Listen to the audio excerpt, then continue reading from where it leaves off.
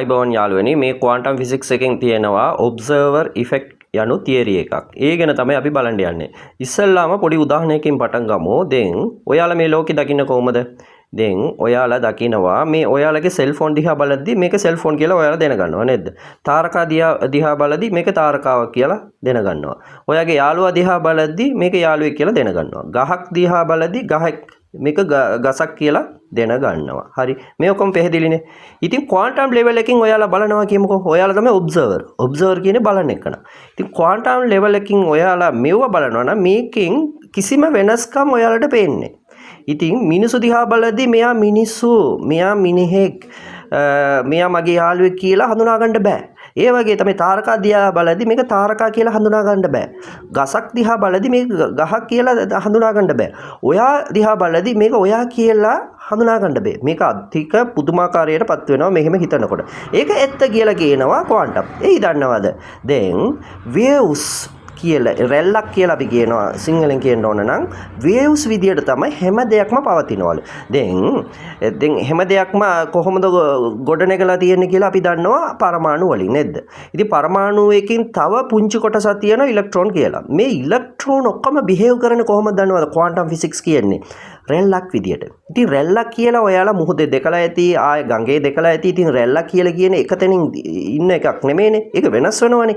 ඒ වගේම තමයි හැම දෙයක්ම වෙනස් වෙනවලු. හැම දෙයක්ම හැම විටම වෙනස් වෙනවලු. ඒක කියන එක තමයි ක්වාන්ටම්. එහෙම වෙනස් වෙනවනම් මොනවද වෙන්නේ? දැන් මිනිසු කියන කෙනෙක් ඔයාට දකින්න බෑ. ආය ගහක් කියන එකක් දකින්න බෑ. ෆෝන් කියන එකක් දකින්න බෑ. මොකුත් දකින්න බෑ. හැම දෙයක්ම තියෙන්නේ රැල්ලක් විදියට නම්. නමුත් ඒක අපිට බාධාවක් තියෙන. ඒ බාධාව තමයි දැන් අපි ඔබ්සර්ව් විදියට ඒක බලනකොට කවුරු හරි බලනවා. දැන් අපි විතරක් නෙමෙයි මිනිසු විදියට අපි සත්තුන් ඕන එකක් මේ ලෝකෙ දිහා බලද්දී මේ රැල්ල දකින්න බෑ. ඒ ඔක්කොම දකින්නේ මේ පාටිකල් කියන එකයි. මේ පාටිකල් කියන එක සාමාන්‍ය දෙයක්.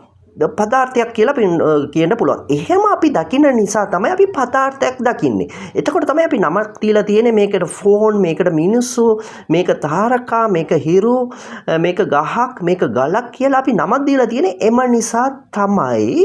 නමුත් ඒව ඇත්ත වශයෙන්ම එහෙම නැහැ කියලා කියනවා ක්වාන්ටම් ෆිසික්ස්. ඇත්ත වශයෙන්ම ඒ ඔක්කොම එකයි, ඔක්කොම රැල්ලක් විදිහට තමයි පවතින්නේ. ඉතින් රැල්ල කියලා කියන්නේ හැම විටම චේන්ජ් වෙන එකක්.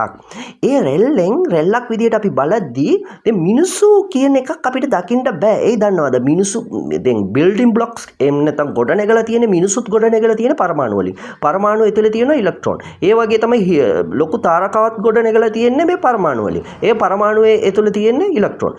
ඔයාගේ අතේ තියෙන ෆෝන් එකත් ගොඩනැගලා තියෙන පරමාණු වලින්. ඒක ඇතුලේ තියෙන්නේ මේ ඉලෙක්ට්‍රෝන. ඉතින් ඔක්කොම එකයිනේ. ඉතින් ඉලෙක්ට්‍රෝන ඔක්කොම බිහේව් කරන එක විදියට. ඒක තමයි රැල්ලක් විදියට. හරිද? එතකොට තමයි ඒ හින්දා අපිට මේ පදාර්ථය කියන කිසිම දෙයක් දකින්න බෑ.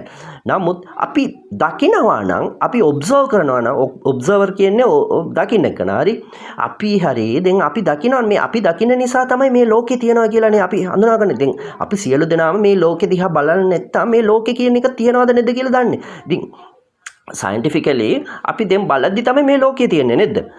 ඒක තමයි ඒ අපි බලනකොට අපිට ඒක පේන්නේ පදාර්ථයක් විදිහට. ඒ හින්දා තමයි මේක ෆෝන්, මේක මිනිස්සු, මේක ගලක් එහෙම වෙන විවිධ විදිහට අපි දකින්නේ. නමුත් බලන්නේ නැත්තම්, ඕක බලන්නේ නැත්තම් ඕව පවතින්නේ රැල්ලක් විදිහට. ඉතින් ඔතන ભેදයක් නැහැ.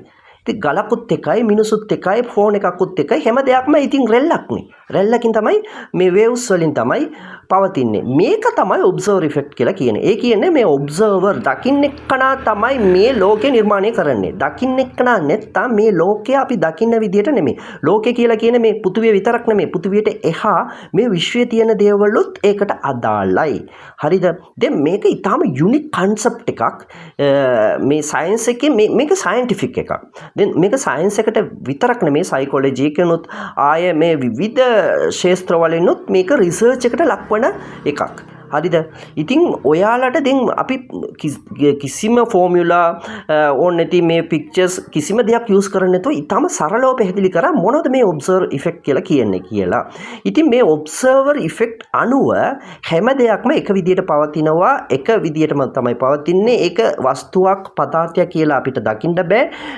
අනිත් එක මේ ඔබ්සර්වර් ඉෆෙක්ට් අනුව හරි දැන් ඔබ්සර්වර් නැත්තම් හැම දෙයක්ම ඒ එක විදිහට තමයි පවතින්නේ ඔබ්සර්වර් හින්දා තමයි මේක විවිධ විදිහට අපි පදාර්ථයක් විදිහට අපි දකින්නේ තව සරලව කියන්න ඕන නම් දැන් හැම දෙයක්ම ඔයාලා දකින්න නැති වෙලාවදී හැම දෙයක්ම පවතින්නේ කොහොමද දන්නවද ඔයාලා ඒ දකින්න එක්කන දකින්න නැති වෙලාවදී හැම දෙයක්ම පවතින්නේ රැල්ලක් විදියට ඒත් වශයෙන්ම රැල්ලක් විදියට තමයි පවතින්නේ දෙනුත් පවතින්නේ ඔයාලා දකින්නකොට රැල්ලක් දකින්නේ මේ පාටිකල් විදියට දකින්නේ ඒ හින්දා තමයි මේක විවිධ වස්තු විදියට පදාර්ථයක් විදියට අපි නම් දීලා තියන්නේ කියන එක තමයි මේ ඔබ්සර්වර් ඉෆෙක්ට් එක. මේකට තව ගොඩාක් ගැඹුරු තියරිස් ගොඩාක් දේවල් තියෙනවා කතා කරන්න. නමුත් මේ අපි මේ වීඩියෝ එක කෙටියෙන් නිර්මාණ කරලා තියෙනවා. සියලු දෙනාටම තේරෙන විදිහට සරලව නිර්මාණය කරලා තියෙනවා. ඒ හින්දා අපි අවොයිඩ් කරමු මේ වීඩියෝ එකෙන්. අපිත් එක්ක රැඳී සිටින මේ වගේම තව ක්වාන්ටම් ගැන ගොඩාක් තොරතුරු දැනගැනීම සඳහා